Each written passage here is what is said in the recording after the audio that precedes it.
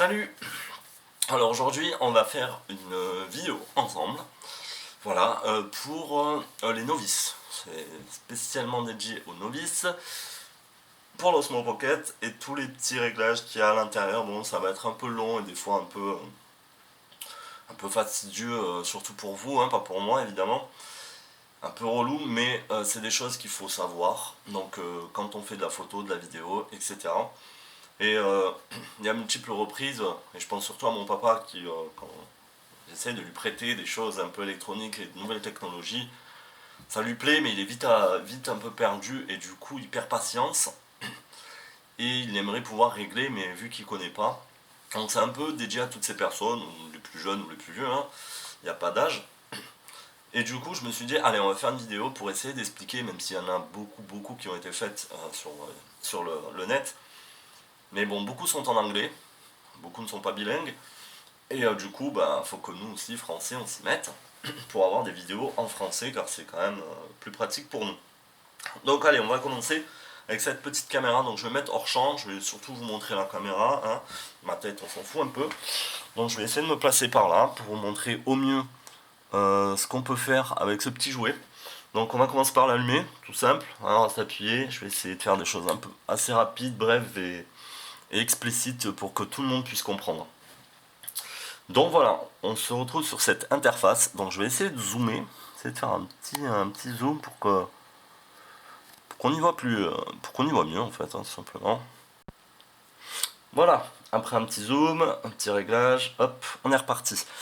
Donc je vais vous présenter donc cette caméra. Donc on l'allume, on reste appuyé, ça je pense que tout le monde a réussi à trouver.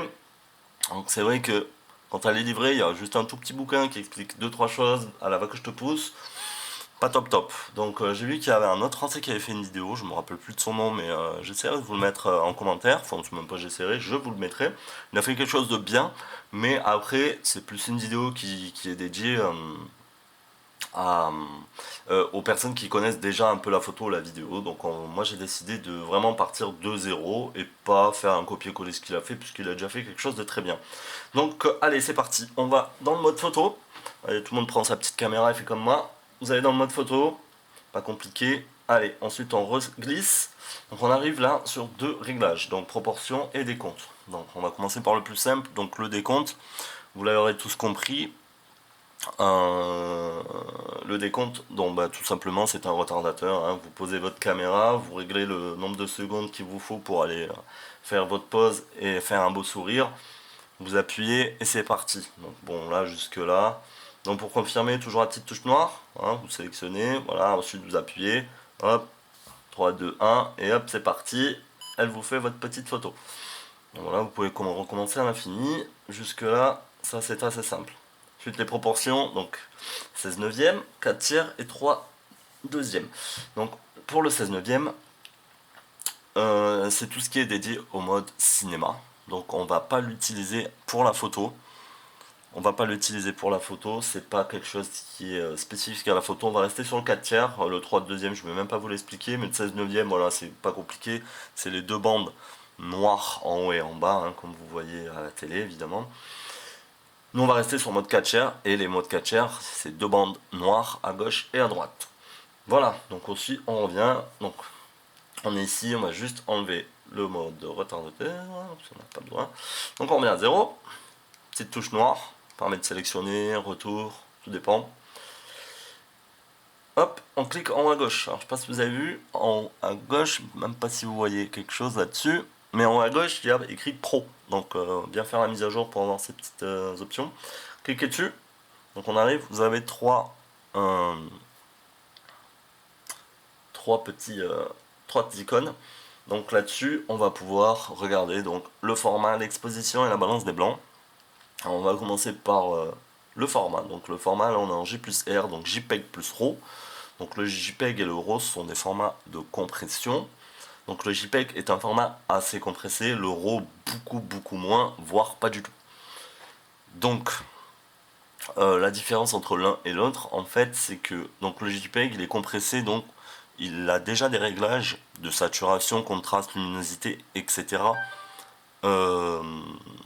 que vous avez sélectionnés, il les garde et on ne peut pas les enlever via un logiciel de retouche comme ACDC, Lightroom, Photoshop et compagnie. Du coup, on va préférer le format RAW qui, lui, même si vous réglez plus ou moins clair, lui, vous l'aurez dans votre photo, mais en réalité, lui, il aura gardé en mémoire que toutes les expositions, etc., les balances des blancs, enfin, il aura gardé en mémoire beaucoup plus de réglages, et du coup, ça sera beaucoup plus simple pour retoucher la photo, qu'elle soit beaucoup plus malléable, et sans avoir trop de problèmes, hein, tout simplement. Donc ça sera beaucoup plus simple. Voilà, vous aurez une image plate, mais au moins partir de zéro avec une bonne base pour bien retoucher. Donc on verra peut-être ça dans des futurs tutos si jamais ma vidéo a plu. Sinon, bah, je continuerai à aller passer le balai. Voilà, donc la balance des blancs. Alors, ça s'exprime en K. Peut-être certains se demandent qu'est-ce que c'est ce K, qu'est-ce qu'il vient foutre ici. Alors, ce n'est pas des kilos d'euros, ce sont des degrés Kelvin. Donc quand on clique dessus, on va dessus. Donc là, on est réglé en auto par défaut. Donc ce sont des degrés Kelvin. Alors qu'est-ce que c'est un degré Kelvin? Alors c'est comme ça qu'on exprime. On va appeler ça un indice de lumière. Voilà. En fait, il faut comprendre que la lumière se déplace. Enfin, toutes les lumières ne se déplacent pas de la même manière. En fait, tout le monde croit que les lumières se déplacent de manière rectiligne, mais pas du tout. Si on regarde en fait le spectre de la lumière, ça se déplace en faisant des petites vagues comme ça, des petites vaguelettes. Et selon la lumière, il y en a qui se déplacent avec plus ou moins d'amplitude, donc des grandes vaguelettes. Il faut s'imaginer un peu le signal sinusoïdal, c'est un mot compliqué, que l'on voit sur des testeurs et compagnie. Rappelez-vous vos cours de physique. Donc, la lumière ne se déplace pas pareil, et du coup, il faut lui dire, parce que notre œil, lui, il s'adapte à tout, mais les caméras, non, il faut lui dire. Donc, on laisse auto, et du coup, quand on va confirmer, si on laisse auto et que je bouge, alors je sais pas si c'est très visible, mais on voit bien que, voilà, là, je passe à 5400, 5300, selon où je me déplace dans mon appartement. Donc, il faut savoir que le soleil, donc de base, c'est 5500K, donc c'est la lumière du jour, hein, c'est le soleil, c'est 5500 degrés Kelvin. Et la lumière tungstène qu'on peut retrouver dans nos maisons, alors là on va avoir un petit problème parce que bon, vous savez bien qu'on a enlevé tout ce qui est ampoule à incandescence, du coup c'est plus trop valable. Alors moi je peux pas vous le montrer, mais là j'éclaire avec des ampoules à basse consommation, et du coup la logique voudrait que je me mette en incandescent, mais vous voyez bien que si je me mets en incandescent, bah c'est tout bleu. Donc on va avoir un petit problème, et elles sont plus sur le marché. Donc aujourd'hui, on devra chercher autre chose. Donc ça sera du fluorescent, car c'est des lumières à base de gaz, comme, comme les néons. Donc on devra, pour avoir une belle couleur, vous voyez, un blanc, on devra se mettre en mode fluorescent ou auto, hein, au choix. Moi j'aime bien le auto. Après c'est tout à chacun. Évidemment, si vous mettez en auto et que vous êtes orange comme ça là, ou bleu, posez-vous une question et revenez vite ici dans ces paramètres pour pouvoir le changer vous-même. Donc vous pouvez changer les degrés Kelvin. Vous voyez bien que si on part de 2100, 2000, on est vraiment bleu. Et plus on monte, plus on va commencer à tirer dans des... En fait, il faut s'imaginer qu'en bas il y a les bleus et en haut il y a les rouges, hein. Donc et entre temps, ben, on va passer dans des variations jusqu'à arriver à la bonne teinte, tout simplement. Voilà. Plus je monte, plus ça va se réchauffer en tirant vers le orange. Voilà. Bon, je vous laisse regarder ça chez vous. Amusez-vous à mettre incandescent, etc. À balancer votre caméra par la fenêtre. Enfin, vous la balancez pas par la fenêtre, hein. Vous la balancez pour regarder, hein. Je veux pas être coupable. Donc voilà, vous mettez en incandescent et vous regardez dehors ce que ça donne. Alors vous verrez, c'est tout bleu. Bon, ça peut faire rire certains. Mais moi j'aime bien le mode auto. Voilà. Ensuite, continuons. Donc l'exposition. Alors là, je sais plus, on est en mode photo. Ouais, c'est pas pareil. Donc l'exposition en mode photo, donc on a le mode auto comme d'hab. Et ensuite vous avez les petits chouchous là. Donc vous avez le 00, 01, 0, enfin 03, 07 et compagnie, ça s'appelle des EV. Donc ce sont des, on va dire, des indicateurs de valeur que l'on peut monter ou descendre. Donc qui vont de 0, plus 3 et 0, moins 3. Donc si on le met à 0, donc on a une image moyenne, voilà, l'appareil fait une moyenne pour avoir une bonne exposition. On va parler d'exposition maintenant. Donc si pour vous, même en mode auto et à 0, vous trouvez que votre image est trop sombre, vous pouvez avec votre doigt rajouter plus 0,3, plus 0,7, etc. pour éclairer plus, parce que vous avez envie d'éclairer plus et vous trouvez ça plus joli, ou plus adapté, ou il y a quelque chose. Voilà, je suis de retour, désolé, panne de batterie, ça arrive, même au meilleur. Donc du coup, on était dans le mode pro. Je vais revenir, je couperai peut-être ça, j'en sais rien, peut-être que je le laisserai. Donc je vous disais que les petits chouchous, donc les EV, si vous voulez éclairer un peu plus, donc votre image, tout simplement, il vous faudra slider dans les plus.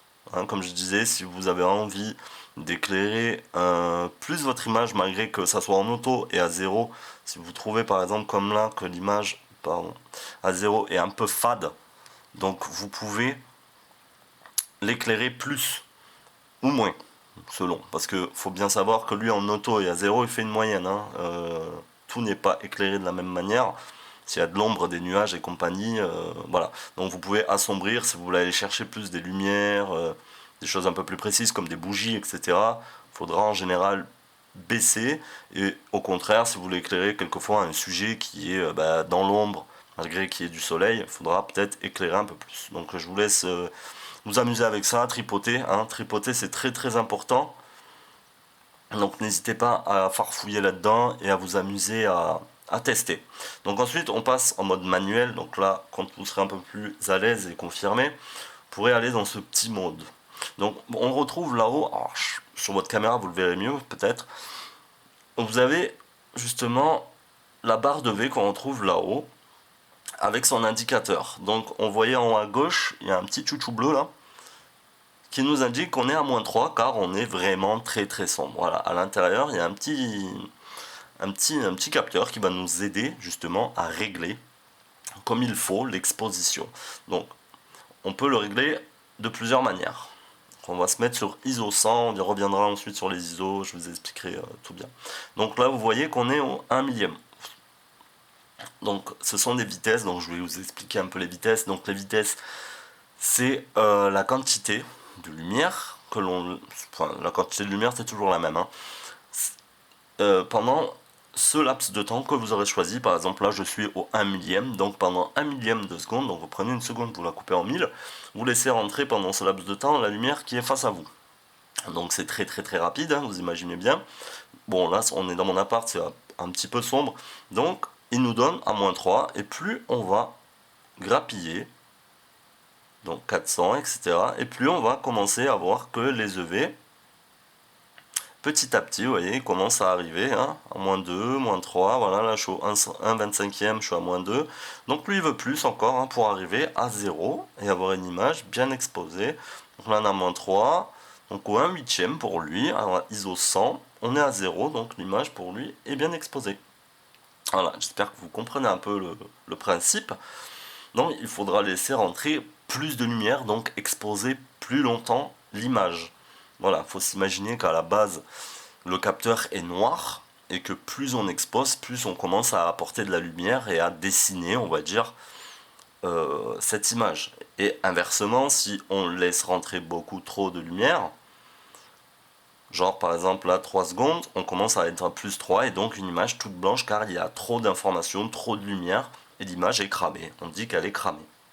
Quand elle est trop sombre, on dit qu'elle est sous-exposée ou surexposée ou cramée pour un langage on va dire plus familier. Donc voilà, nous on va se remettre à un bon réglage. Donc on avait dit que c'était 1/25e. Et ensuite on va commencer à vous expliquer les ISO. Donc bon voilà, 1/25e non, c'était 1/8e, pardon. Donc voilà, 1/8e on est bien exposé avec des ISO 100. Alors les ISO, la valeur, on dit pour les ISO qu'ils ont tous une valeur native. Alors tout dépend des appareils, on va pas prendre les autres parce qu'on s'en fiche. Aujourd'hui on est avec le Osmo Pocket. Donc les ISO natifs, donc on va dire de base c'est 100. Donc pour cette caméra, ça sera 100. Donc après on peut les multiplier pour justement changer sa sensibilité à la lumière. Donc plus à 100 on est à 0, Et si on commence à mettre 200, on va multiplier sa sensibilité par 2, tout simplement. Donc on la passe à 200, et vous voyez que ça devient beaucoup plus clair.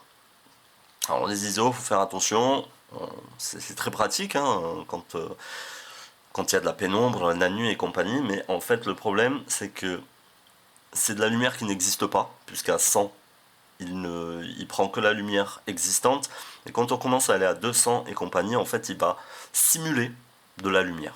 Et donc, forcément quand il simule, et vu que c'est un tout petit capteur et pas un appareil professionnel, on va dire que ça tient pas bien les ISO, et donc on va commencer à avoir du bruit numérique. Alors vous avez déjà dû voir ça dans des vidéos, les vôtres, ou avec votre téléphone, ou les vidéos sur internet ou autre. Et en fait c'est plein de petits crépitements que l'on voit, et de toutes les couleurs, bleu, rouge souvent. Et du coup c'est pas joli, et c'est dû à ça en fait.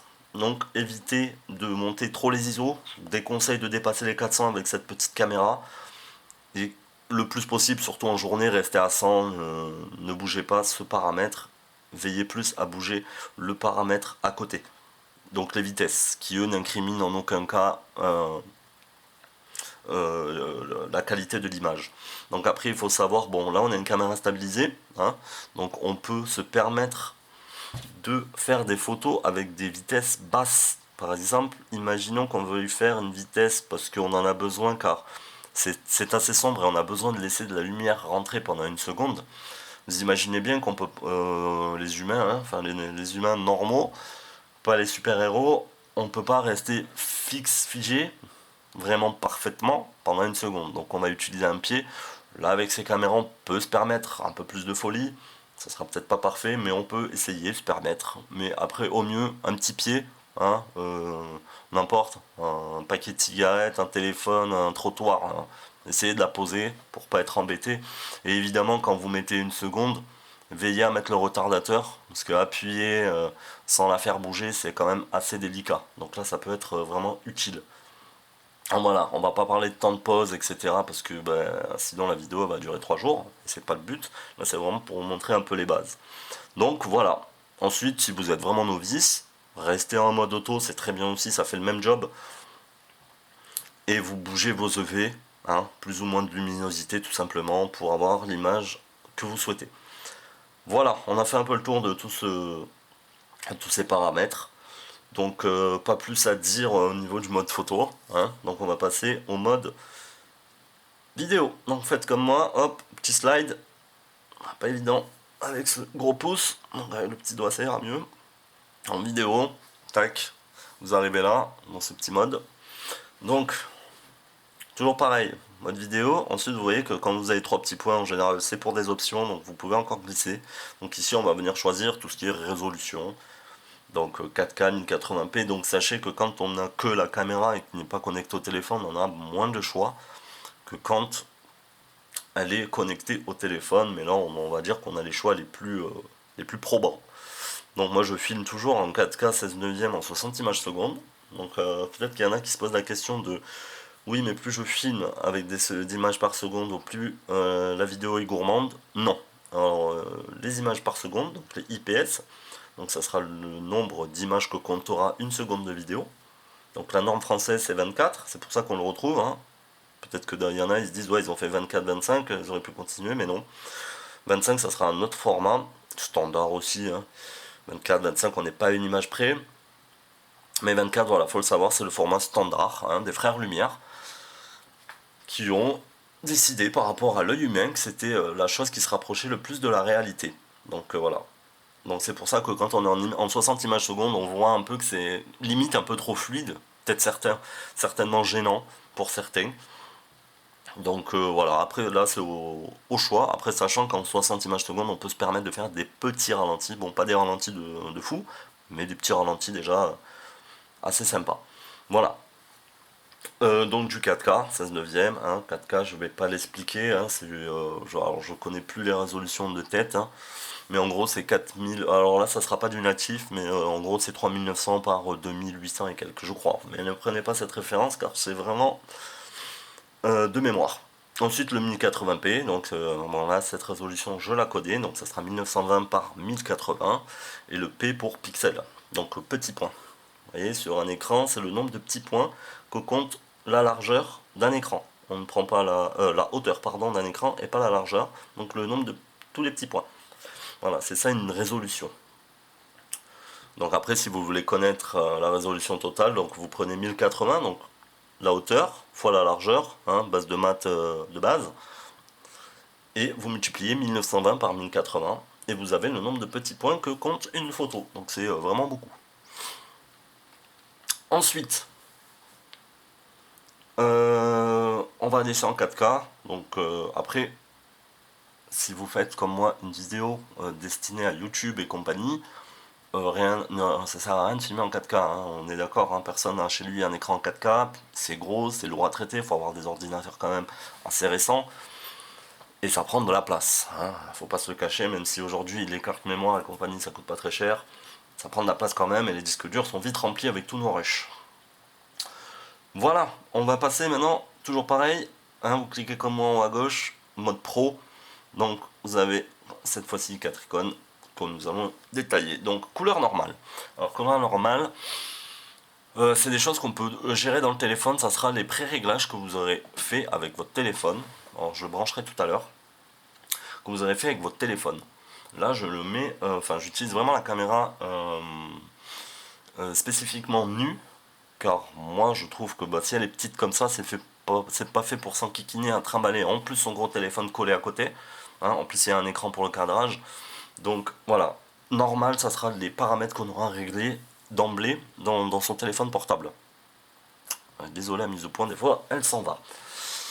Ensuite, alors vous cliquez dessus, alors on retrouve le déclic, donc c'est un mode plat de couleur, un mode plat, donc plat qui veut dire donc tout à zéro, voilà, saturation, luminosité, contraste et j'en passe, netteté, donc c'est vraiment à zéro et c'est vraiment génial pour pouvoir retoucher derrière la vidéo, hein, parce qu'on retouche mieux les vidéos quand elles sont plates, on appelle ça du plat, voilà, c'est comme un peu le format RAW, donc en photo, voilà, on va dire que c'est un format RAW pour la vidéo, donc choisissez plutôt celui-ci pour filmer. Ensuite, on retrouve notre exposition, le micro, volume, hein, faible, modéré, élevé, ou auto. Auto, c'est très bien, puisque des fois, si ça crie, par exemple, si vous vous baladez en ville et que d'un coup vous rencontrez, je sais pas, un orchestre, lui, il va baisser le son, car sinon ça sera saturé, et que si vous oubliez et que vous êtes en mode élevé, parce que en ville, forcément, il n'y a pas beaucoup de bruit, enfin, tout dépend des villes, hein. Il n'y a pas beaucoup de bruit, du coup vous allez avoir besoin d'aller chercher du son, et que vous le laissez, que vous croisez un orchestre, ça va crépiter, quoi, ça va saturer, ça sera pas joli, donc optez pour le mode auto dans un début, après vous verrez avec le temps et l'expérience si vous pouvez vous aventurer dans des modes un peu plus personnels, on va dire. Voilà, tout en sachant que bon, pour l'instant, les micros et compagnie, c'est pas encore ça. Pas encore arrivé, beaucoup de problèmes, beaucoup en parlent, mais bon bref, c'est un autre sujet. Donc on retrouve toujours notre balance des blancs, évidemment. Toujours pareil, c'est la même chose que pour la photo, hein. C'est exactement la même chose, il n'y a rien qui change. Moi pour moi, auto, vous le savez. Et ensuite l'exposition, par contre l'exposition là ça va changer un petit peu, donc on retrouve toujours notre mode auto, ça vous l'avez bien compris, et nos EV si vous voulez éclairer plus ou moins votre vidéo, pareil que pour la photo, c'est la même chose. Donc nous on va laisser à 0 pour le moment en auto, on va passer au mode manuel. Alors ça ressemble beaucoup au mode photo, sauf que c'est différent.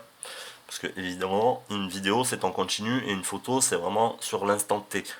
Donc les ISO pareil, on touche pas, très léger, 200, 400, pas plus, ne nous aventurez pas plus, parce qu'après vos vidéos de toute manière, bon vous les ferez, mais elles seront vraiment pas exploitables. Alors quelquefois il faut se contenter de la beauté du spectacle avec ses propres yeux, et puis tant pis la vidéo. C'est un choix personnel, hein. Si vous voulez quand même filmer, avoir du bruit, cela vous regarde. Après, sur certains logiciels, on peut incorporer des options pour essayer de le virer. Bon, vous verrez avec le temps.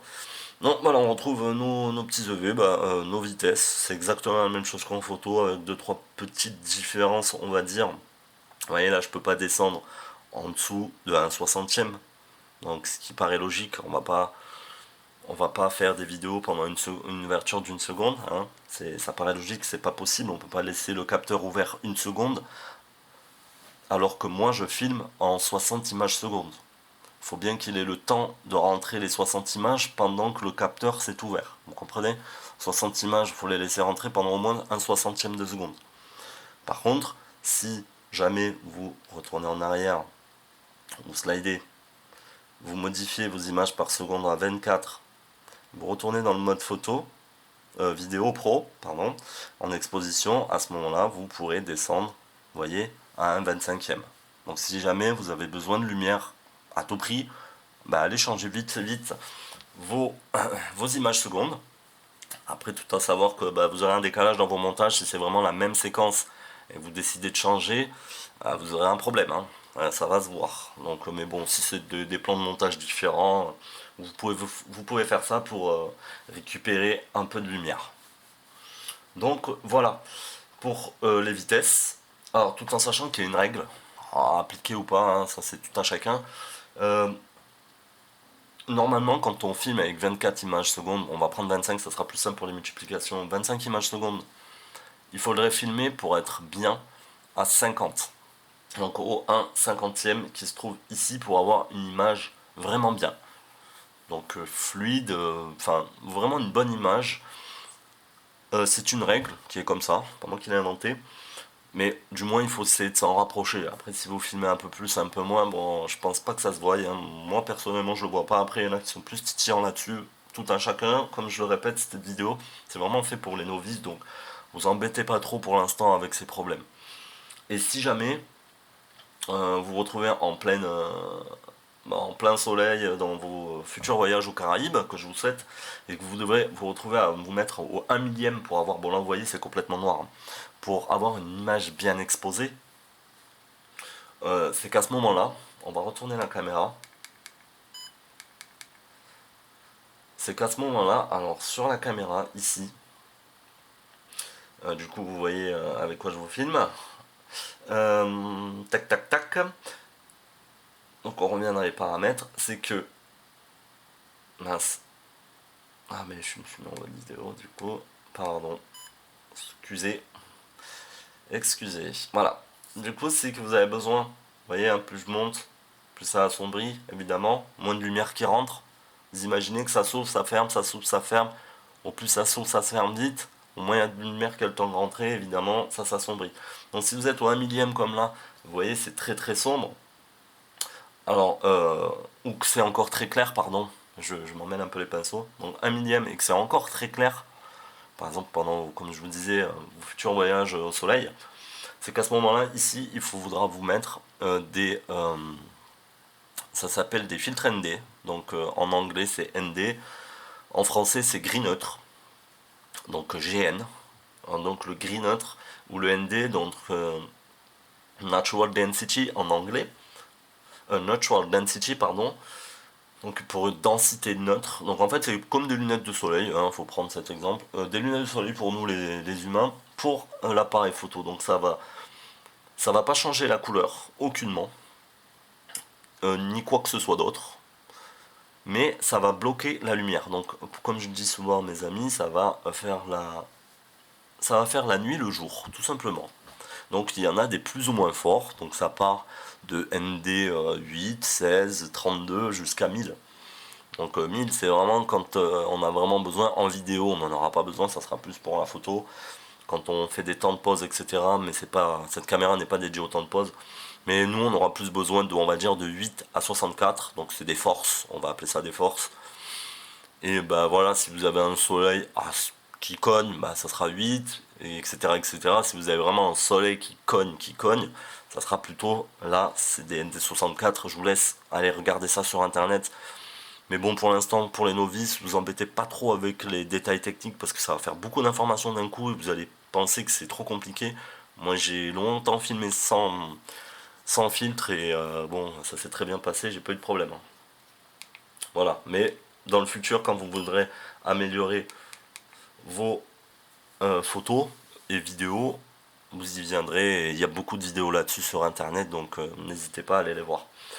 Voilà pour l'exposition et compagnie. Donc on va se remettre en auto, hein, on est bien en auto pour la vidéo, c'est très bien.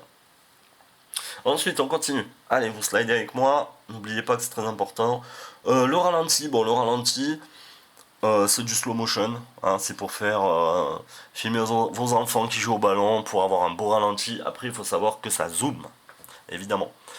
Ça zoome vachement et la qualité est amoindrie. Donc, faites pas ça en intérieur ou quoi que ce soit. Faites ça plutôt en extérieur avec des bonnes conditions climatiques. En intérieur, ça va vite faire du bruit. Vous allez vite vous en rendre compte, mais essayez quand même en intérieur, car il faut toujours essayer. Et toujours pareil, on va retrouver des réglages. Donc là, on est en 1080p, 4 fois. Et si on clique, on retrouve tous nos paramètres, comme l'explication d'avant. Donc n'hésitez pas à essayer, ça peut être sympa les ralentis, hein. C'est comme sur les téléphones, ça fait des très bons ralentis, mais ça zoome. Donc on dit que ça crop en termes techniques. Donc vous voyez bien que là je suis zoomé comparé à tout à l'heure. Hein. Donc voilà. Je vous laisse essayer ça. Oups. On passe. Donc voilà, on va essayer maintenant un mode que j'aime bien, que beaucoup de monde aime bien car c'est très très simple à utiliser grâce à cette petite caméra. Ce sera le mode time-lapse. Alors le mode time-lapse est juste magique. Alors, time-lapse, en anglais c'est pour temps qui passe. Je sais, il y en a, ils vont dire, ouais, il me prend vraiment pour des chèvres, mais bon, tout le monde n'est pas censé le savoir. Donc on a un timelapse, deux options dans le timelapse tout court et timelapse move. On va faire le move car le move il expliquera aussi le timelapse tout court. Donc là vous voyez bien qu'on peut toucher la caméra maintenant, vous voyez, et elle reste à sa place quand on la touche. Elle ne force pas et ne revient pas à sa place. On mettait OK. Donc voilà, là vous avez plusieurs indications. Oh là là, ça m'énerve, ça m'a mis au point qui s'en va. Donc plusieurs indications. Donc vous avez A+, au milieu de l'écran. Je sais pas si on voit bien, mais faites-le en même temps, comme ça vous le verrez bien sur votre caméra. Un plus, un 1 en haut, un 2. Et un petit curseur pour supprimer. Donc toujours pareil, sur le téléphone, vous avez le droit à 4 positions. Donc plus de positions.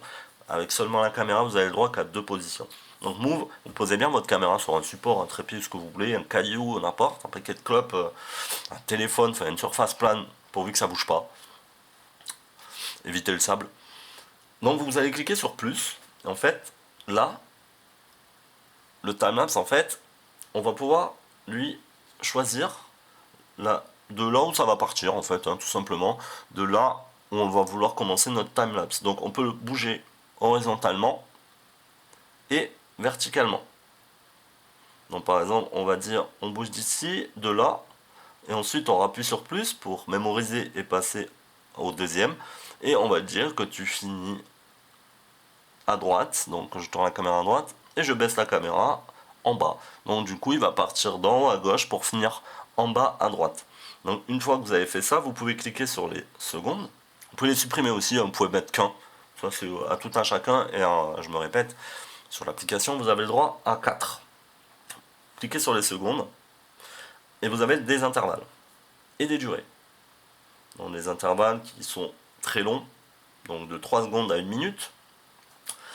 Donc ça c'est le nombre. En fait c'est l'intervalle à tous les combien il va prendre une photo, ou toutes les 3 secondes, ou toutes les 5, 10, 15, etc. jusqu'à 1 minute. Et la durée du timelapse. Bon, sachant que, toujours pareil, une vidéo, c'est 25 images par seconde. Voilà, c'est une règle, il faut la retenir un petit peu. Donc si vous faites un timelapse de 25 images, donc vous dites toutes les 3 secondes pendant 5 minutes, vous faites le calcul chez vous, parce que bon, moi j'ai pas le temps et j'ai la flemme, hein, à vrai dire. Mais en gros, si vous faites 25 images, vous aurez 1 seconde de vidéo. Donc les timelapse, il faut quand même que ça dure un certain moment. En 5 minutes, ça va durer, votre timelapse il va durer 3 secondes. Avec 3 photos avec une photo toutes les 3 secondes, pardon. Donc n'hésitez pas, moi en général, j'essaye de faire des timelapses d'au moins 10-20 minutes minimum, histoire d'avoir un peu de vidéo. Après c'est sûr, si c'est une scène qui n'est pas très vivante, qui bouge pas la peine de faire un timelapse d'1 h 30 pour voir rien bouger quoi. Donc voilà, après il faut régler tout ça. Les intervalles, ça c'est tout un chacun. Plus vous faites d'images, au plus vous aurez, vous voyez, de choses qui passent, d'éléments. Et évidemment, plus la batterie ne tiendra bien. Tiendra moins, pardon. ce qui fera plus de photos. Et par contre dans le mode, ouais, j'espère qu'une mise à jour viendra pour que l'écran s'éteigne pendant les timelapses. Alors moi j'ai pas trouvé, peut-être qu'il y a une option comme ça, mais je sais que sur d'autres appareils photo que j'ai, l'écran s'éteint pour économiser de la batterie. Donc voilà, vous choisissez la durée, on va mettre 5 minutes, 3 secondes, ok super, suivant, et puis vous appuyez sur enregistrer, la petite touche, et la caméra va aller se mettre à la position initiale qu'on a choisie tout à l'heure, et va commencer à faire ses photos et à bouger très lentement. Et nous on s'en occupe pas pendant ce temps, on va servir un petit mojito et on va se détendre. Voilà, je vous laisse essayer ça chez vous, vous pouvez faire sur votre fenêtre, dans votre jardin, n'importe un peu où vous pouvez. Et vous essayez, vous verrez, ça fait des effets très sympas avec les nuages qui bougent, etc. J'essaierai d'en mettre d'en incorporer un. J'en ai fait un hier à ma fenêtre pour essayer, c'est quand même relativement sympa. On va passer au panorama, hein, ça aussi, sympa, ça, en vacances, c'est rapide. Donc vous avez les panoramas 3x3, donc 3x3, donc ça fait un carré, donc 3 photos en haut, 3 photos en bas, on va essayer les deux. Et le 180, on va essayer d'avoir le 180. Donc pas compliqué, hein, vous cadrez ce que vous voulez cadrer, vous appuyez, et puis lui il va s'occuper de faire les 4 photos en large. Et ensuite bah, vous avez votre panorama quoi. Il va l'assembler, et puis voilà, c'est très simple d'utilisation. Toujours pareil, dans le mode pro, vous pouvez aller régler ce qu'on a vu tout à l'heure, l'exposition, etc. Si ça vous convient pas, si vous trouvez que c'est trop sombre ou trop clair, vous pouvez retourner dans l'exposition et bouger vos fameux EV. Mettre plus ou moins. N'oubliez pas. Ensuite, on a le mode panneau, toujours pareil, et on va essayer le mode 3.3. Donc 3.3, il va nous faire cette fois-ci 3 photos en haut et 3 photos sur le bas. Voilà, on aura un peu plus d'informations. Voilà, ça fait vraiment un plus grand panorama et on a plus d'options dans le téléphone. Toujours pareil. Toujours plus d'options dans le téléphone. On a fait le tour en fait. Vous voyez que c'est pas très compliqué hein, pour tout ce qui est de ces réglages. Bon, c'est un peu long, peut-être trop long, mais vous voyez, c'est pas super compliqué quoi. On va se remettre en mode photo. Donc ensuite, si vous glissez sur le haut, donc si vous allez à gauche, vous avez la détection du visage. Donc vous pouvez l'activer ou la désactiver. Si vous l'activez, il va chercher un visage. Bon, ma main n'est pas un visage, donc forcément il ne me voit pas. Mais voilà, on a ici, on me voit. Attendez, je vais faire la mise au point. Donc faites-le en même temps. Hein. Donc je vais recommencer, c'est peut-être aller un peu vite. Donc vous slidez, sur le haut. Vous allez, vous voyez, ça commence pas, ça commence à paramètres. Mais il y a encore une bille à gauche. Donc on va la chercher. Ah zut. Par contre, il faut se mettre en mode photo. Hein, ça marche qu'en photo. Voilà. On slide vers le haut, du haut vers le bas, sur la gauche. Donc on active le face tracking, donc ça met une étoile sur le petit bonhomme là. Donc le face tracking en anglais, donc la détection de visage ou pour suivre le visage, tracking pour traquer. Donc on va se mettre en mode selfie et là, voilà, il détecte mon visage et du coup il va le suivre et comme ça on pourra bouger, etc., etc. Et il nous suivra, on n'aura rien besoin de faire et la caméra bougera toute seule. C'est quelque chose d'assez sympa. C'est tout automatisé, donc quelque chose de sympa. Donc on va se remettre en mode normal. Hop, on va enlever le face machin. Donc là on est dans les paramètres. Donc vous avez la batterie, 70%. Ouais, de retour, désolé, cette fois c'est pas la batterie, mais c'est l'appareil photo qui a dit stop, moi je veux plus filmer. Donc du coup on en était dans les paramètres. Donc le glisser haut, sur pareil, zut. Non, dans les paramètres, donc j'étais en train de vous montrer donc le contrôle de l'inclinaison. Voilà, donc si vous l'activez ou le désactivez, ça vous fait juste apparaître le petit curseur sur le côté pour pouvoir incliner la caméra de manière verticale, tout simplement. Donc ensuite dans les paramètres on retrouve le reste, je vous laisse le faire, l'étalonnage à faire quand vous la recevez, évidemment. En fait, l'étalonnage, pourquoi le refaire? Alors, elle se désétalonne pas toute seule.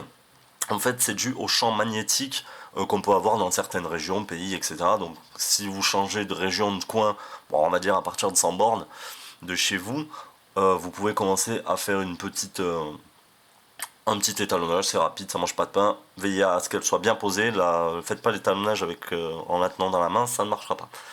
Donc voilà, l'arrêt auto au bout de 10 minutes, ou 5 minutes, ou plus, etc., ou une minute, je vous conseille, bah, tout dépend, 1 ou 5 minutes pour économiser la batterie, bon, le pourcentage de votre batterie, on slide, donc vous avez le stockage, donc ce qui vous reste en mémoire, alors c'est vraiment ce qui reste, hein. Par exemple, là, moi, il me reste 79,8 gigas, donc c'est ce qui me reste, et pas ce que j'ai utilisé. Ensuite, les accessoires. L'anti-scintillement, on ne le verra pas. Hein, c'est pas la peine. Donc, les accessoires, le mode sans fil, etc. L'étalonnage molette, étalonnage joystick. Bon, moi, j'ai pas d'accessoires, donc forcément, je peux pas utiliser ces petits modes. Mais si jamais vous en avez, vous pouvez aller voir dedans. Ensuite, en plus, vous avez la langue, la réinitialisation et les infos appareils, donc la version du firmware, etc., de la nacelle, etc., etc. Donc des paramètres que je vous laisse aller tout seul chercher, hein. C'est pas très compliqué. Donc ensuite on a, ça c'est pour passer du mode photo à la vidéo, le AFC AS. Donc, pardon, je refais une petite mise au point, ça sera peut-être mieux comme ça. Donc l'AFC pour autofocus continu, ou AFS si on reclique, autofocus simple. Donc l'autofocus simple, c'est vraiment dédié. Imaginons si vous êtes devant un temple, n'importe. Vous filmez, vous voulez vraiment le point, donc la mise au point soit faite sur le temple et pas sur les passants ou quoi que ce soit. Vous faites ça.